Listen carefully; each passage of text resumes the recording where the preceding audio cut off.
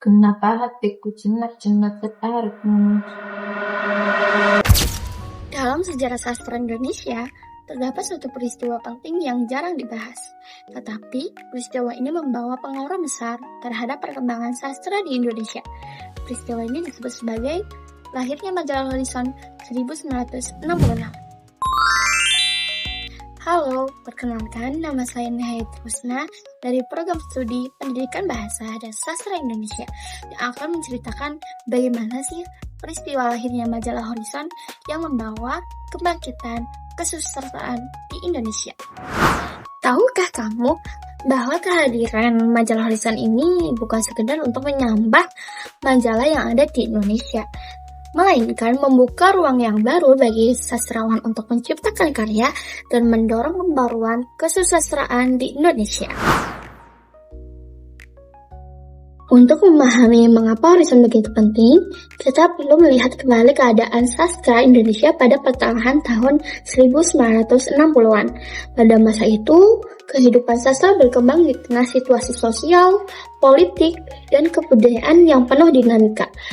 Berbagai perbedaan pandangan memengaruhi kehidupan para sastrawan, sehingga muncul kebutuhan akan sebuah media yang mampu menjadi ruang bagi lahirnya karya-karya sastra dan gagasan yang baru.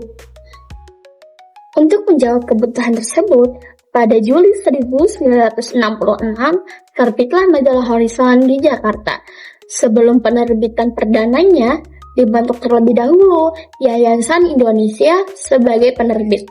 Berdasarkan Ensiklopedia Sastra Indonesia, Horizon hadir dengan tujuan menegakkan demokrasi dan kebebasan mencipta, sekaligus merangsang lahirnya pemikiran dan eksperimen baru dalam bidang sastra maupun kebudayaan. Berdasarkan buku peran Horizon sebagai majalah sastra, Horizon didirikan oleh 5 tokoh sastra dan pers, yaitu Mokhtar Lubis, kemudian ada Petrus Canisius Ojong, Zaini, Arif Budiman, dan Taufik Ismail. Dalam penerbitannya, mereka didukung oleh HB Yasin dan DS Moeljanto sebagai bagian dari Dewan Redaksi. Kehadiran para tokoh tersebut menunjukkan komitmen untuk menghadirkan majalah sastra yang berkualitas dan mampu menjadi ruang berkembangnya kehidupan sastra di Indonesia. Nama Horizon dipilih karena memiliki makna yang mendalam, yaitu kaki langit, menggambarkan sesuatu yang tampak nyata, tetapi seolah tidak memiliki batas. Nama ini mencerminkan harapan agar sastra Indonesia terus memperluas cakrawala pemikiran dan selalu membuka ruang bagi lahirnya gagasan-gagasan baru. Pada masa awal penerbitannya, Horizon memuat puisi, cerpen, esai, dan kritik sastra dari berbagai pengarang Indonesia. Selain menjadi media publikasi bagi sastrawan yang telah dikenal, Horizon juga membuka kesempatan bagi penulis muda untuk memperkenalkan karya mereka. Kehadirannya kemudian menjadi salah satu tonggak penting dalam perkembangan sastra di Indonesia.